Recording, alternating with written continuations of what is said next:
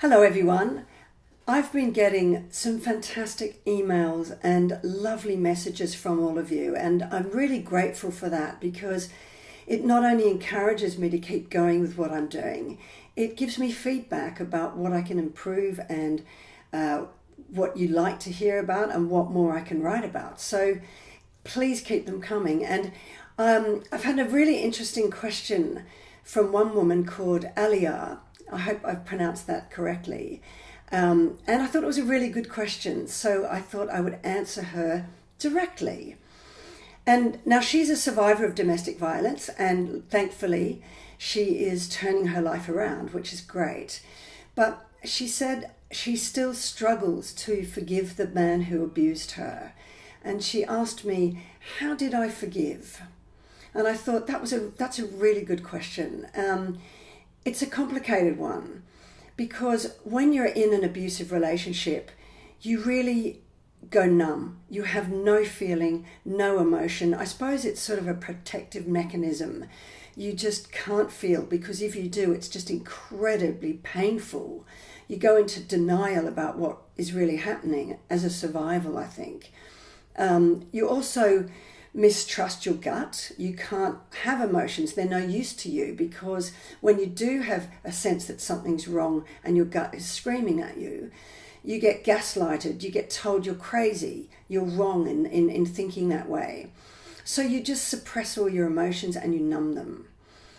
And when you leave an abusive relationship, these emotions just pour out of you in a rush. I call it a thawing out because you're suddenly still from the chaos and drama of that relationship, and you start to thaw out and all of the emotions pour out, and everything from anger to grief to guilt to sadness comes out. And it's really, it's incredible. It was like, for me, as though I was withdrawing from heroin. It hurts so much.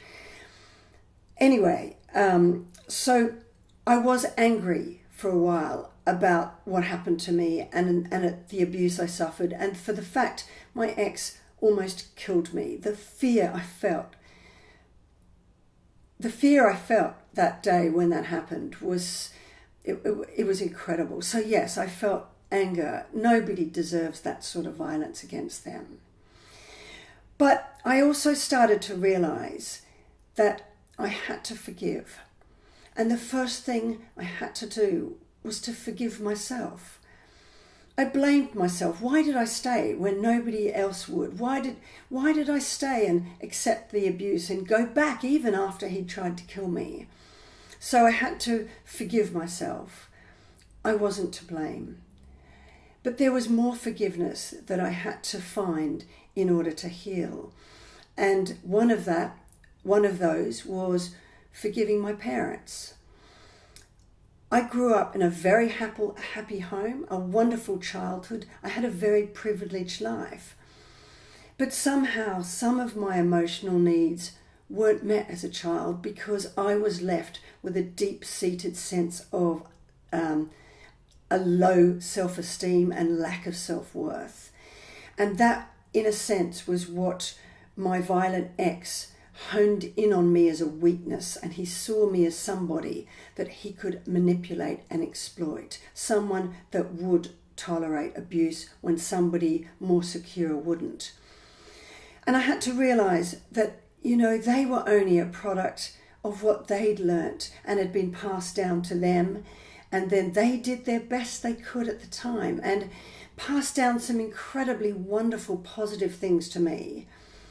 And so those negative traits that I picked up that weren't so good for me, I had to say, okay, I can love them.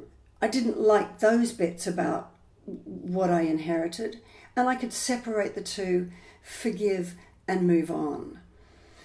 And that took me to my ex. And that became easy because I suddenly realized that he was a damaged person. He is a damaged man. Now, what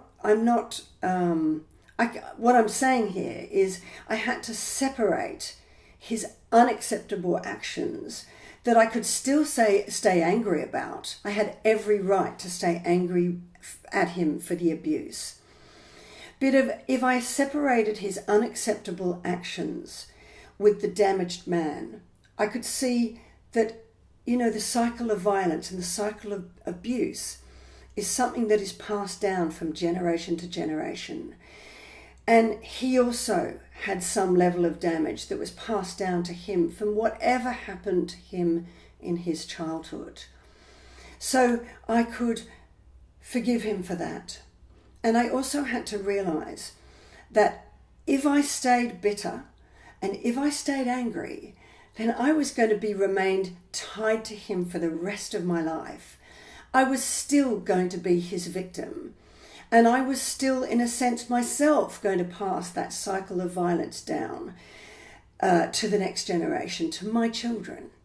So in a way, I realized that forgiveness and letting go, letting him go, was actually my way of finding freedom. Forgiveness was my freedom. So that's how I forgave my ex, and that's why. So that was a bit of a long one, a long answer to your question. I hope that was interesting and a good answer for you. And please, anyone else, if you have questions you'd like me to answer directly, I'd love to hear from you.